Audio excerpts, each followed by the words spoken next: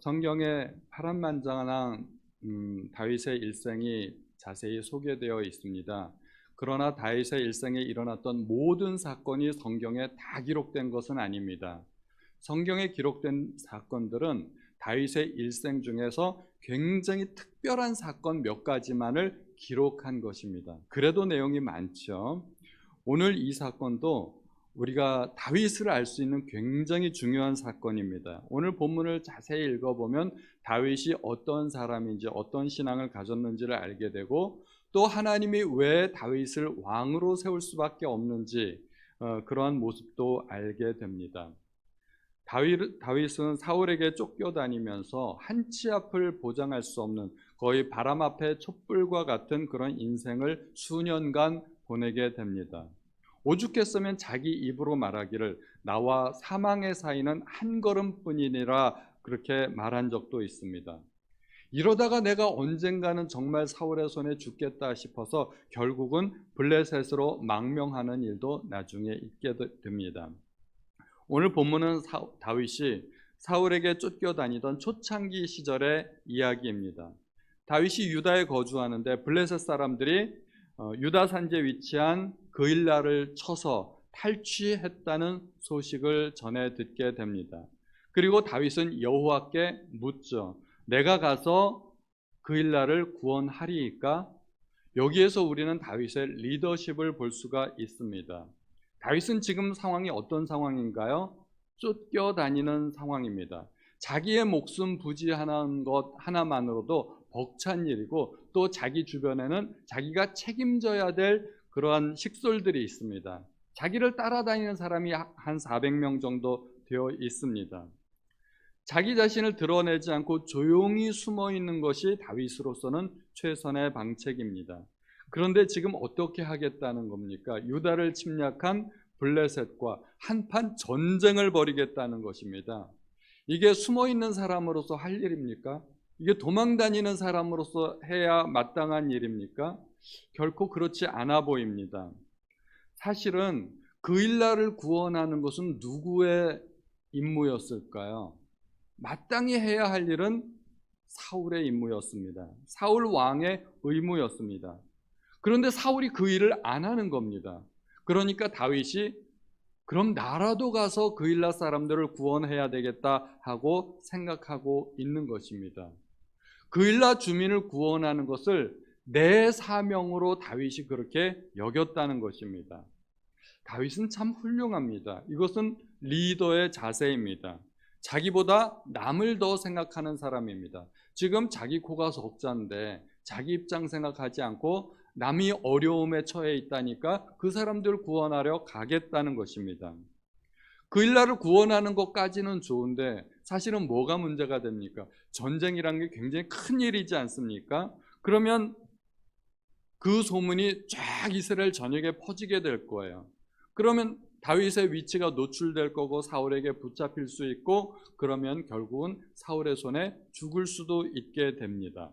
그런데도 다윗은 내 동족을 구원하는 일이 더 급하고 중요한 일이라고 생각하고 있는 것입니다.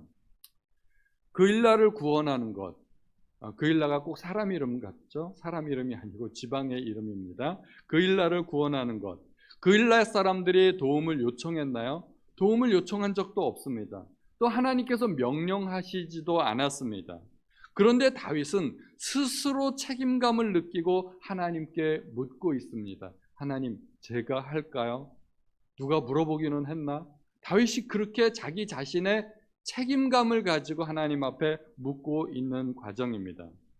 다윗이 만약에 그 일에 대해서, 그 사건에 관해서 무관심하다고 해서 누가 다윗을 비난할 수 있을까요? 아무도 다윗을 비난할 수 없습니다.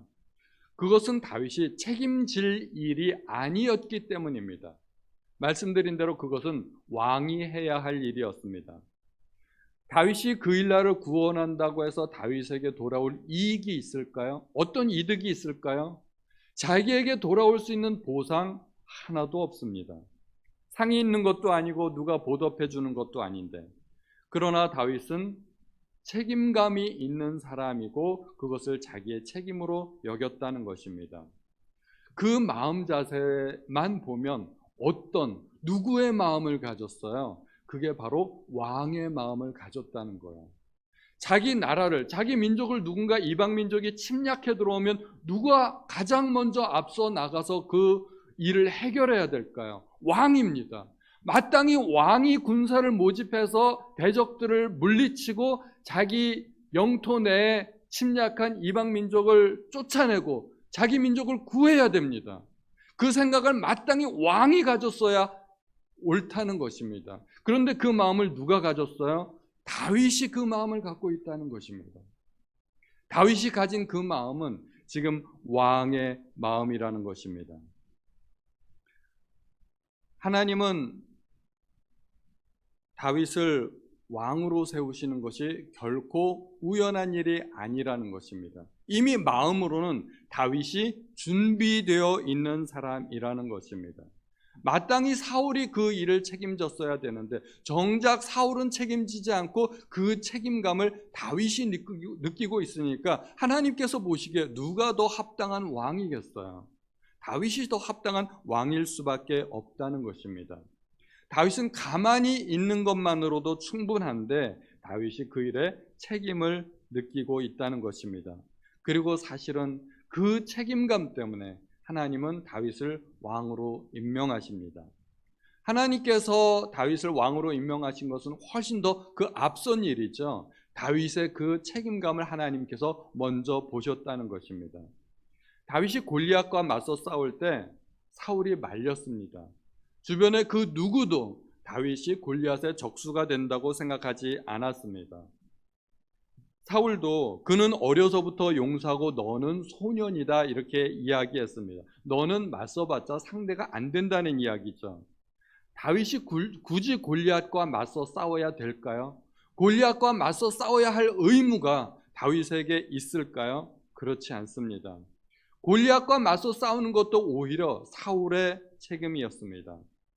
사울이 왜 왕이 되었을까요? 백성들이 원했기 때문에. 백성들은 왜 왕을 원했을까요?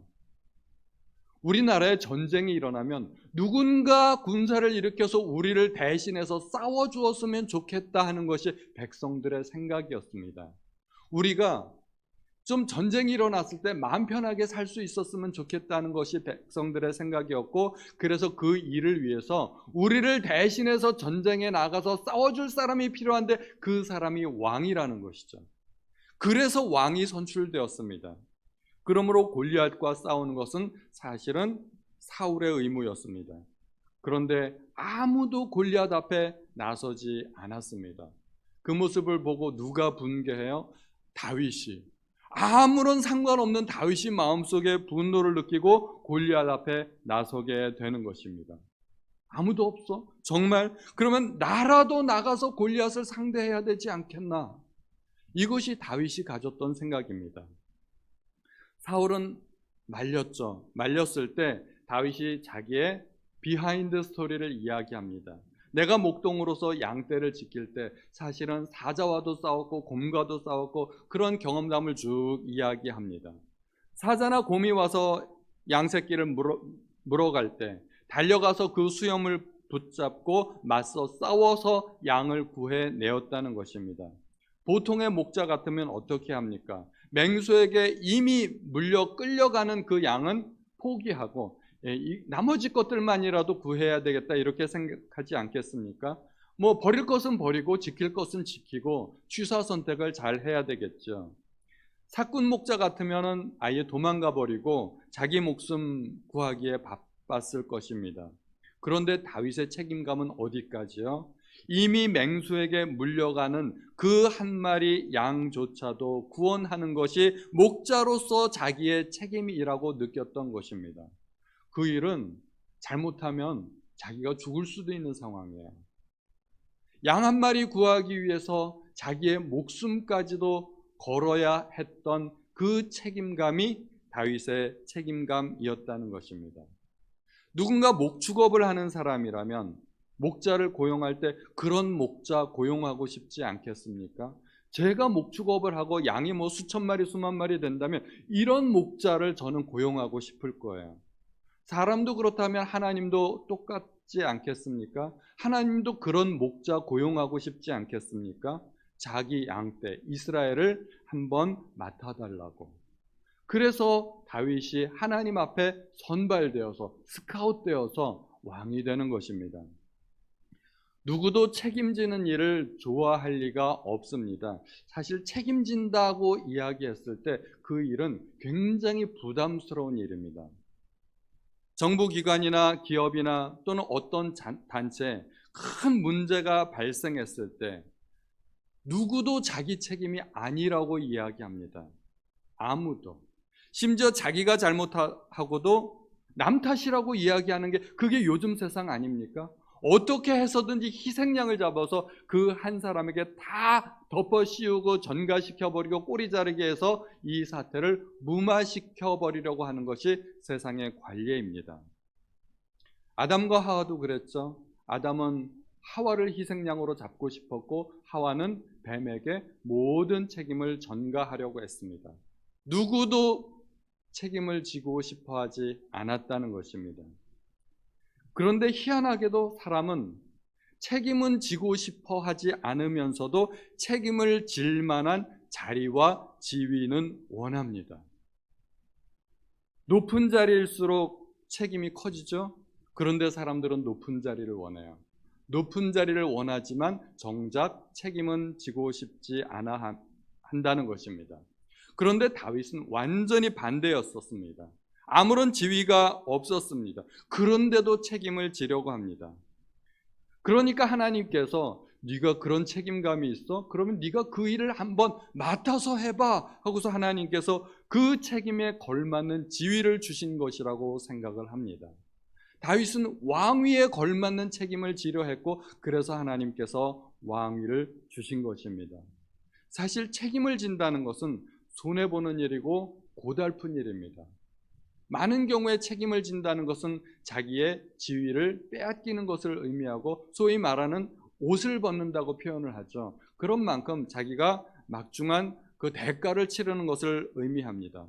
누가 그런 일을 하고 싶어 하겠습니까? 아무도 그런 일을 하고 싶어 하지 않습니다.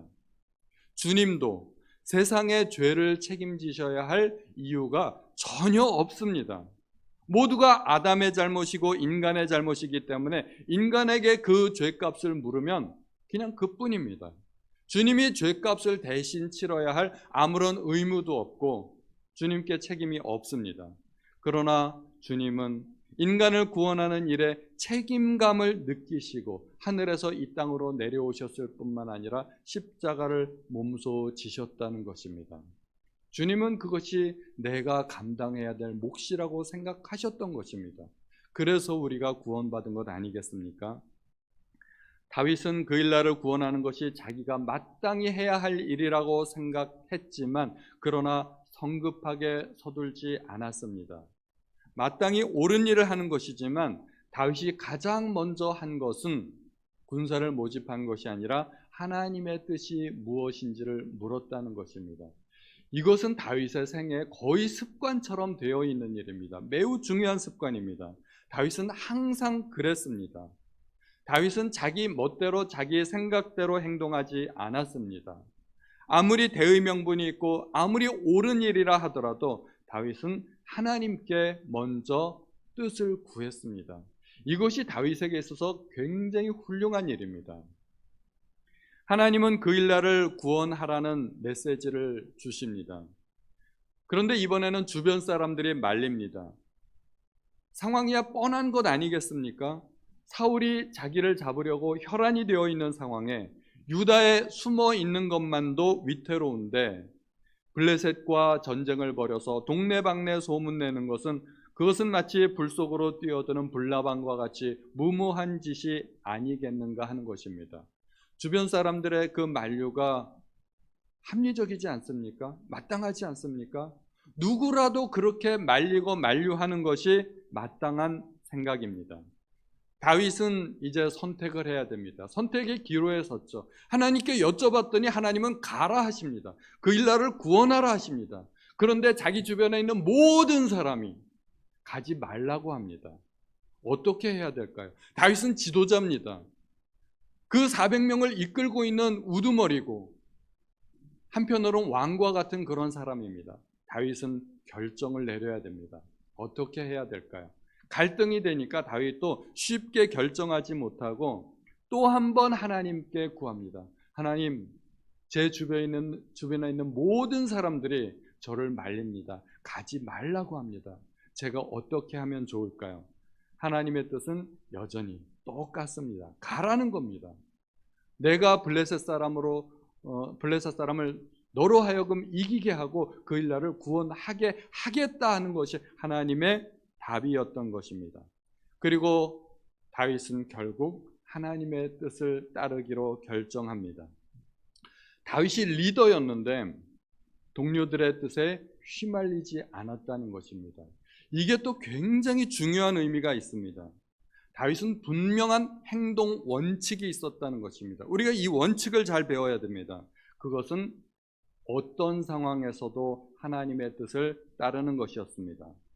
다윗이 동료들을 사랑하거나 배려하지 않았을까요? 그렇지 않습니다.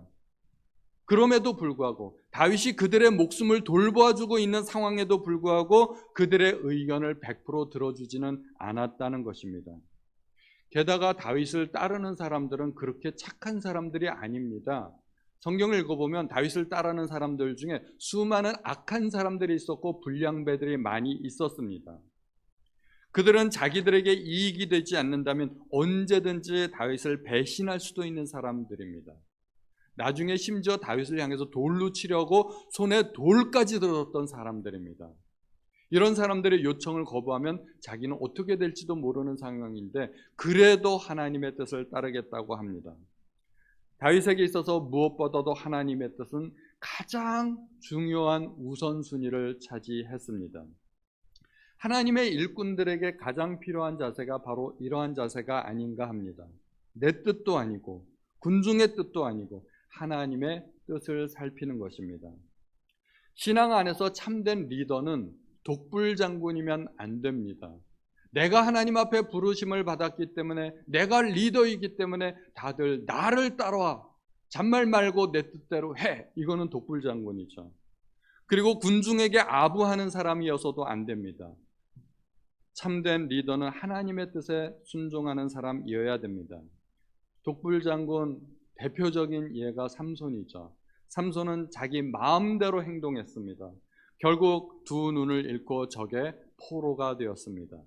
군중에게 아부하던 빌라도 로마로 소환되었고 정신병에 걸려서 미치광이처럼 살다가 결국 비참하게 인생을 마무리하게 됩니다. 다윗은 오직 하나님의 뜻만 따랐습니다. 다윗은 이스라엘 역사에서 가장 위대한 왕이 되었습니다. 그리고 다윗은 하나님의 뜻대로 순종했을 때 그일라로 내려가서 그일라 주민을 구원했습니다. 여기까지는 참 스토리가 좋습니다. 아름다운 이야기입니다. 그 뒤에 이야기가 참 우리로 하여금 씁쓸하게 만듭니다. 예상대로 어떻게 되었습니까? 이 그일라 지방의 뉴스 속보가 사울에게까지 전달되었습니다. 뉴스 속보하고서 쫙 사울에게 전달되었죠. 사울은 그것을 다윗을 잡을 수 있는 찬스라고 생각합니다. 참 가관이죠.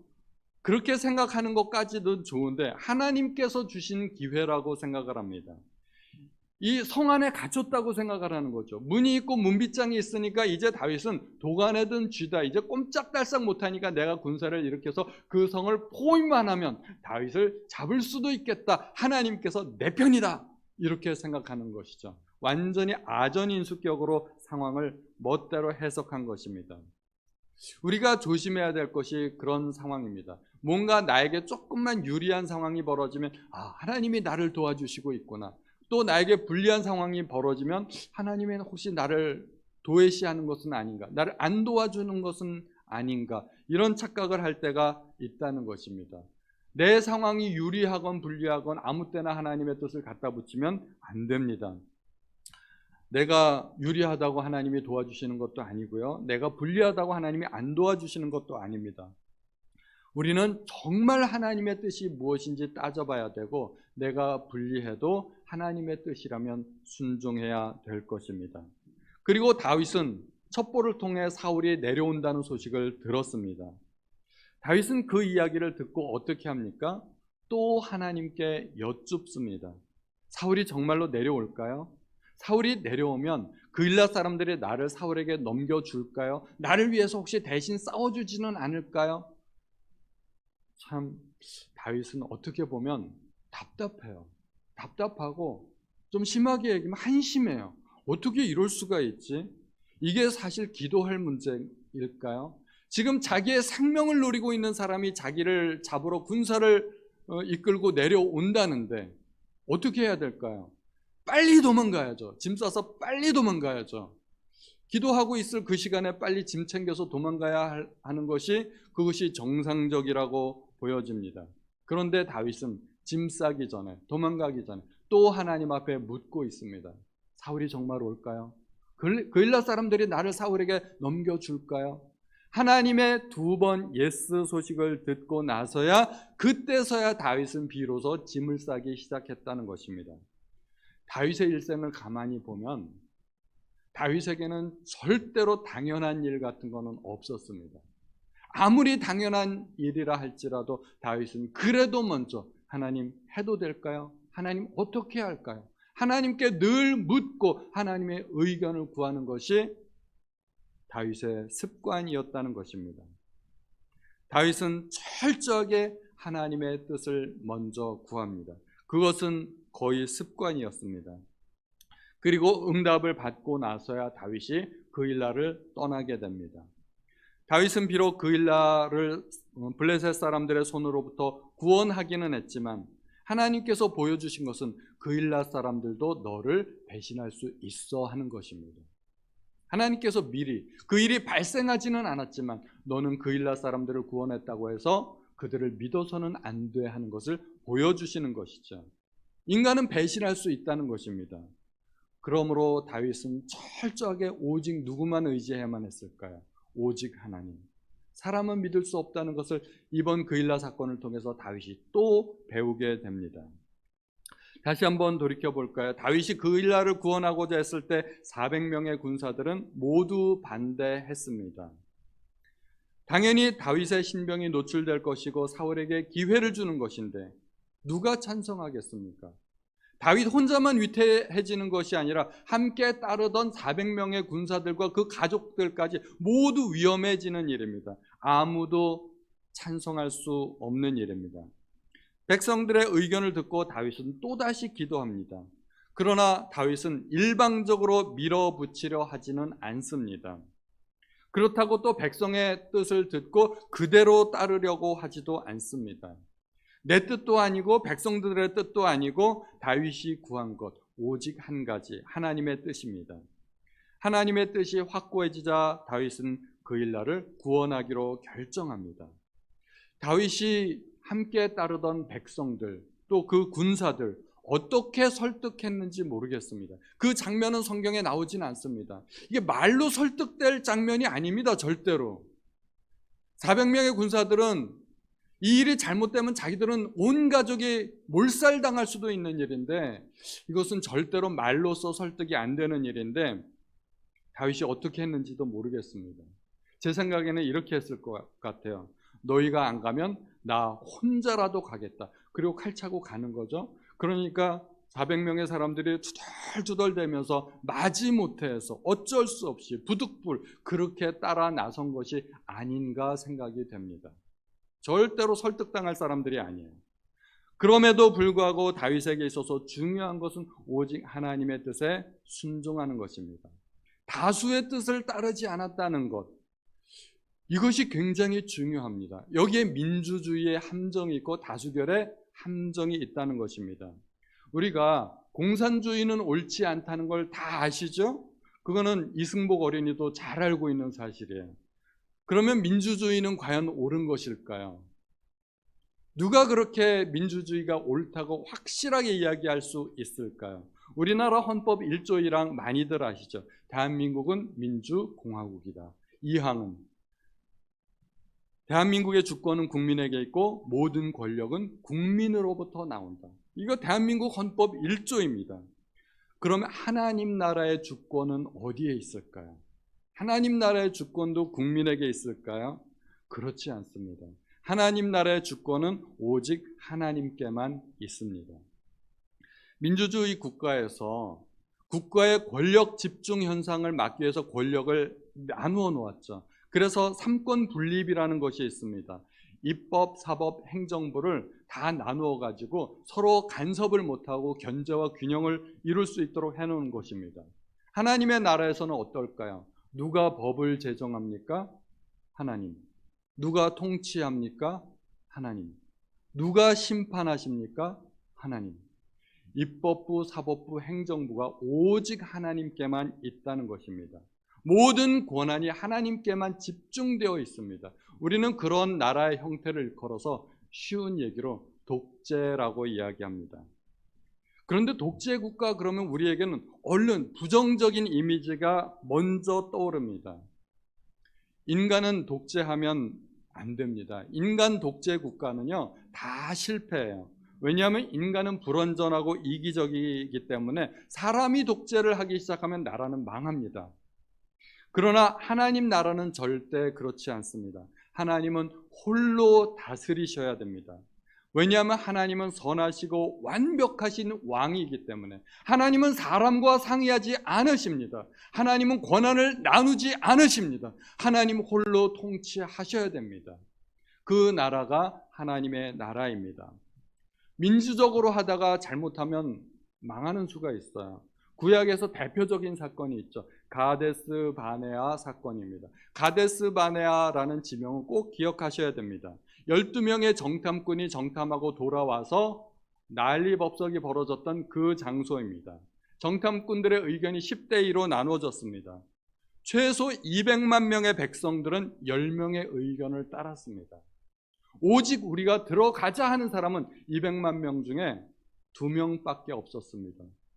그러면 나머지 199만 9,998명은 들어가지 못한다 쪽이었어요. 어떻게 됐을까요? 다수결로 정했기 때문에 다수결로 그렇게 결정이 났습니다. 그들은 못 들어갔습니다.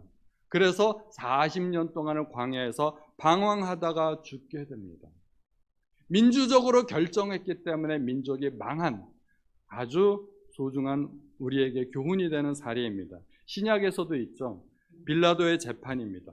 빌라도는 예수님을 놓으려고 하였습니다. 형법 적용하기가 매우 어렵고 사형에 해당하는 죄도 없고 이것이 따져보니까 순전히 종교적인 문제인데 어떻게 사형에 처하겠나. 그러나 백성은 예수님을 십자가에 못 박길 원했습니다. 그리고 빌라도는 군중의 소리를 들었습니다. 다수결로 결정했습니다. 결국은 그 민주적인 절차 때문에, 다수결 때문에 주님이 십자가에 못 박혔던 것입니다.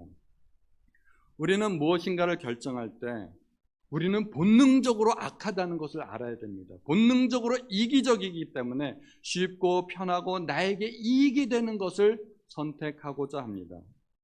그러나 하나님의 뜻은 결코 다수에 의해서 결정되지 않습니다. 하나님의 뜻은, 하나님은 믿음 없는 다수보다는 믿음이 있는, 신앙이 있는 소수의 사람들을, 그것이 한 사람일지라도 그 사람을 사용하십니다. 그래서 역사를 이끌어 가십니다. 주님은 좁은 길로 가라고 말씀하셨습니다. 그 좁은 길은, 그 길이 좁고 협착해서 그 길을 찾는 이가 적다고 말씀하셨습니다. 넓은 길은 멸망의 길이지만 그럼에도 불구하고 많은 사람들이 찾는 길입니다. 그래서 다수결로 하면 어떻게 결정이 날까요? 다수결로 하면 10중 8구 넓은 길을 선택한다는 거예요. 옳지 않은 선택을 할 가능성이 많다는 것입니다. 우리는 산 꼭대기로 올라가야 됩니다. 산 정상으로 올라가야 됩니다. 그런데 여러 사람들에게 우리 어떻게 할까요? 그럼 많은 사람이 하산합시다 이야기합니다. 왜냐하면 그 길이 쉽고 편하기 때문에. 그래서 교회 안에서 민주적인 절차 좋습니다. 다수결에 의해서 결정하는 것 좋습니다. 저는 그것을 반대하지 않고 찬성합니다. 그러나 모든 것이 민주적으로 결정될 수는 없다는 것입니다. 하나님은 우리에게 좁은 길을 원하십니다. 우리는 자꾸 힘들고 어려운 길을 선택해야 됩니다. 우리는 본능적으로 넓은 길을 좋아하지만 하나님의 생각은 반대입니다. 손해되는 길로 가라 하시고 어렵고 힘든 길로 가라 하시고 힘들어도 인내하라 하십니다. 그것이 하나님의 뜻입니다. 하나님의 나라는 공산주의도 아니고 민주국가도 아니고 하나님이 독재하시는 독재국가입니다. 뉘앙스가 좀 나쁘지만 그러나 사실은 그렇습니다. 하나님이 왕 되신 나라입니다. 그러므로 우리는 첫 번째로 따져야 할 것이 하나님의 뜻이 무엇인가 하는 것입니다. 내 생각도 아니고 많은 사람들이 어떻게 생각하는가 그것도 아니고 오직 하나님은 어떻게 생각하실까 그것이 중요하다는 것입니다. 우리는 공산주의가 나쁘다는 것은 잘 알지만 민주주의의 단점은 잘 모릅니다. 민주주의가 잘못하면 하나님 나라에 정면 도전할 수도 있는 그런 잘못된 구실이 될 수 있습니다. 민주주의는 잘못하면 단체로 하나님의 뜻을 거역할 수 있습니다. 구약의 백성들이 그랬습니다. 다수결이 대체로 유용하기는 하지만 항상 옳은 것은 아니라는 것을 우리가 기억해야 합니다. 교회는 하나님의 뜻이 무엇인지를 가장 우선순위에 두고 생각해야 합니다. 다윗이 그 일날을 떠날 때 성경을 잘 읽어보시면 600명이라고 나옵니다. 이상하죠. 다윗이 아둘람 굴에 있었을 때는 400명이었는데 그 일날을 들어갔다 나올 때는 600명이 됩니다. 희한하죠. 200명이 늘었습니다. 다윗과 함께 있으면 사울의 미움을 받을 것이고 정치적으로 매우 불리한 입장에 처하게 되는데도 사람들은 꾸준히 다윗에게 몰려들고 있다는 것입니다. 하나님께서 붙여주신 사람들입니다. 다윗은 조금씩 더 많은 사람들의 리더가 되어가고 있습니다. 그 일날 사람들은 대부분 배신자 같은 사람들이지만 그 와중에도 200명의 신실한 사람들이 목숨 걸고 다윗을 따르고 있다는 것입니다. 그렇게 결정했습니다. 아직도 이스라엘에서는 사울이 대세입니다. 그러나 사울은 이미 중천에 떠올라 지는 태양이고 다윗은 이제 막 떠오르기 시작한 태양입니다. 중요한 것은 지금이 아니라 미래입니다.